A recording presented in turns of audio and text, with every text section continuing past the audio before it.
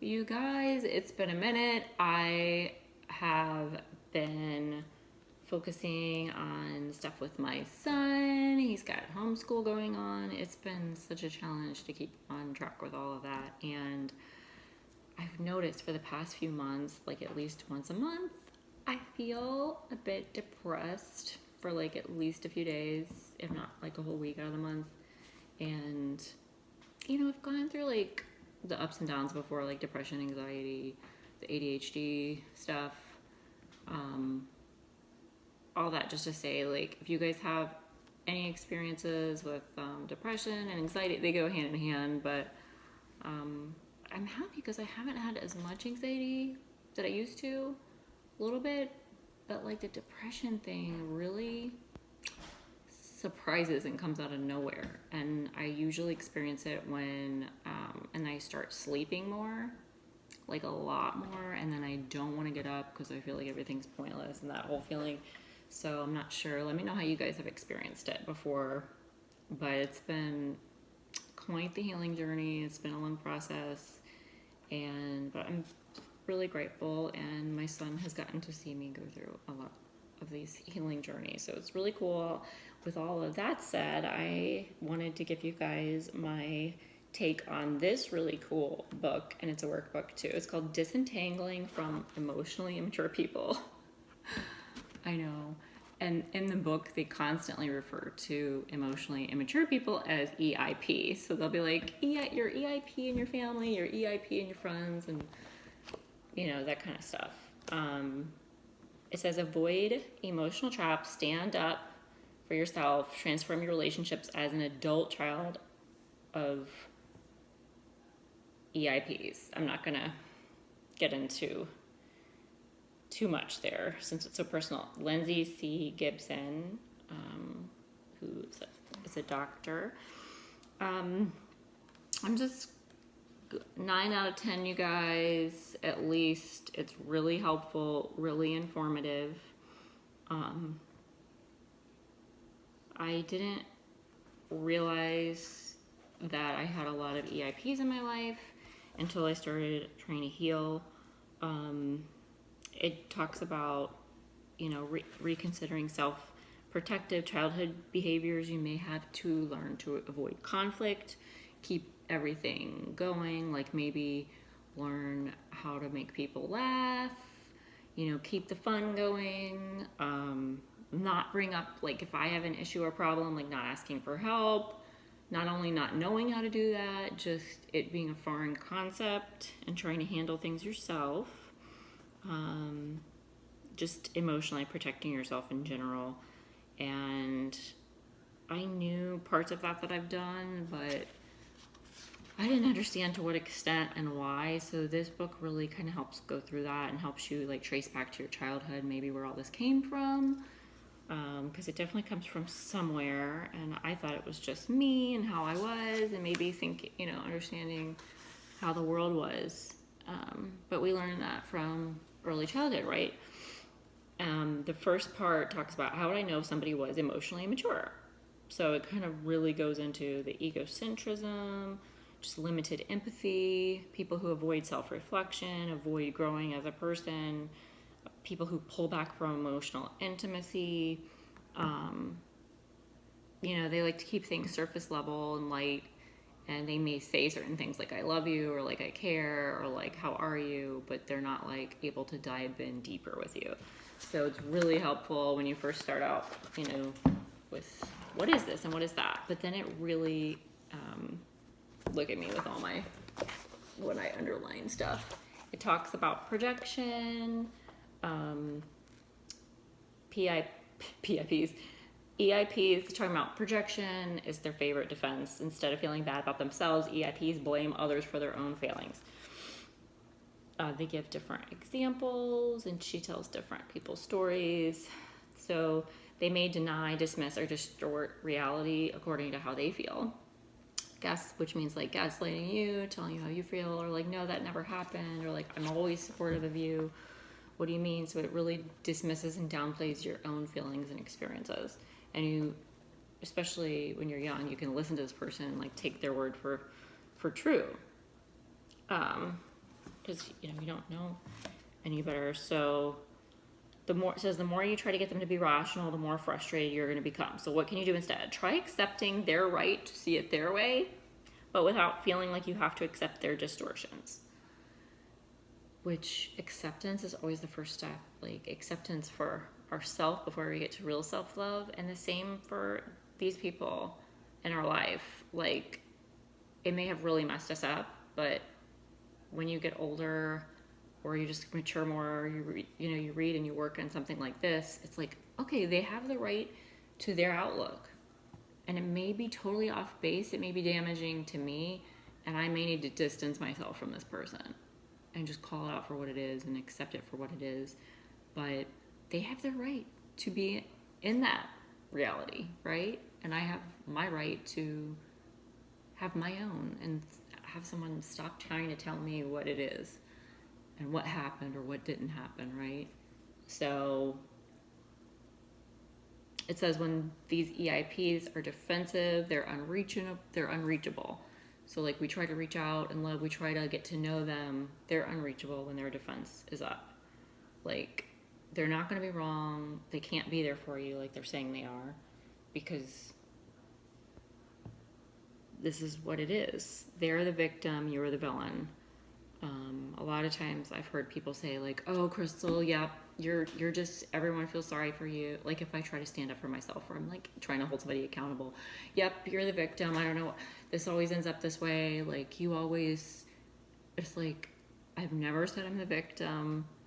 I never act like one. That's not how I live my life. And somebody's trying to tell me that because I'm trying to hold them accountable, or I'm pointing out something that happened. And if I do something wrong, I'm the first to admit it, or I'm like, hey, I didn't mean to hurt your feelings, I'm sorry. And when somebody responds that way to me, instead of actually being sorry, taking accountability for what they said or did, they throw it back at me, EIP, right? Like automatically. So it is frustrating in life until you learn more about this. And at the end of each chapter, they're super short, so it's easy to, it says reflect and discovery. They have this part at the end. You can break a pattern just if you see it coming. Here's one of the examples from chapter 4. Which of the following EI defenses makes you feel most unsure of yourself? And I checked.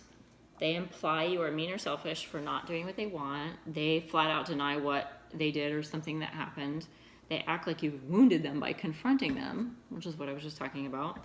They dismiss your concern as ridiculous or unimportant, which makes you feel, therefore, ridiculous or unimportant. So then you don't reach out for help, right? It goes to the next step. So then you don't want to bring up things that other people are saying or doing because you're like walking on eggshells, because then you're therefore used to people dismissing you, saying you're wrong, actually it's this way, gaslighting. And then the last one I checked was they claim things are blatantly untrue. That never happened, it's like, obviously it did. Their motive is all about escaping anxiety in the moment with no thought of future repercussions. And I think we're all guilty of that. We've all done that. To try to get out of something, maybe try to get out of trouble, maybe even in a situation where you're trying to stay safe. It's like a survival skill mentality. And that's what they're doing. It's just coming from a different place, different reasons. So it's about momentary just alleviation of pain or danger or accountability, whatever it is, right?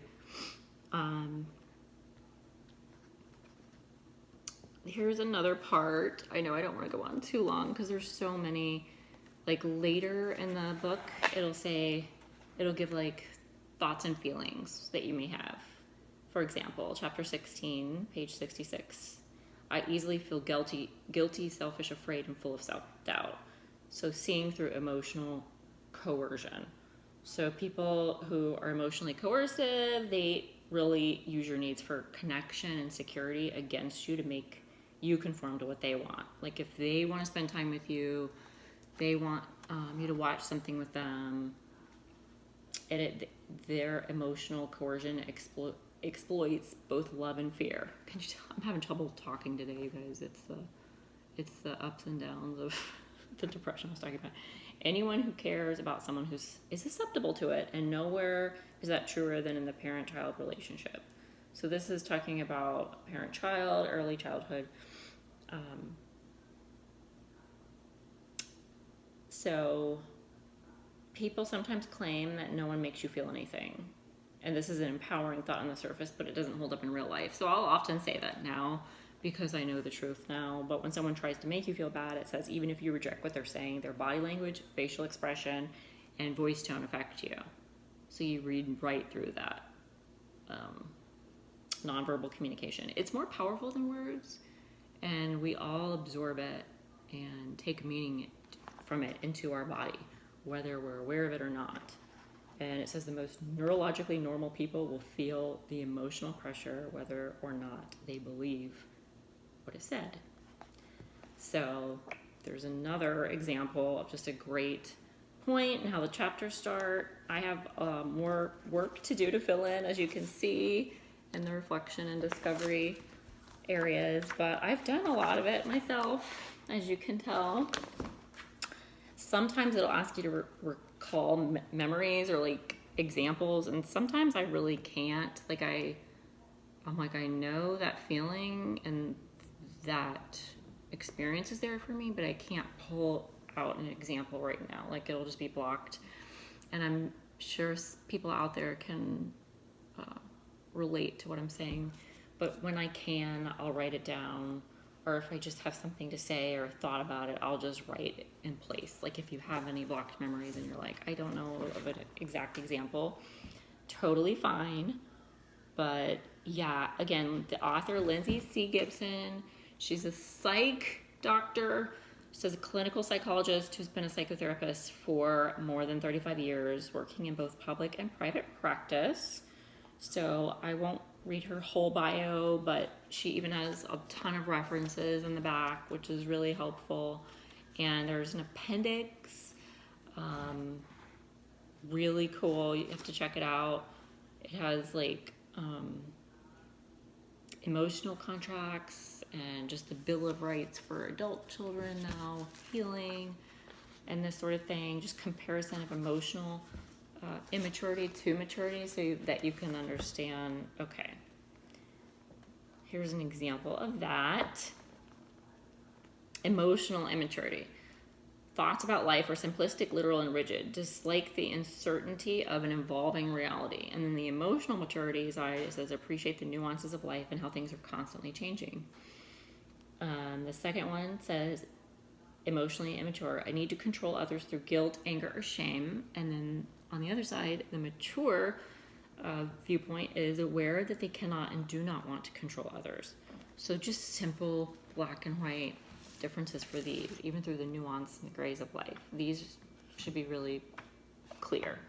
So I will really encourage you guys out here, whether it was something from your early childhood, parent-child relationship, or maybe it's something that came up later in your childhood or as adolescence that you learned from another caregiver or anyone else in your family, friend circle. It could just be anything where there's a heavy influence and there was repetition and you were constantly in that entanglement. So that's why it's like disentanglement from emotionally immature people. Check it out, you guys. I found it at Target this past year. I never take the stickers off when it says like 20% off.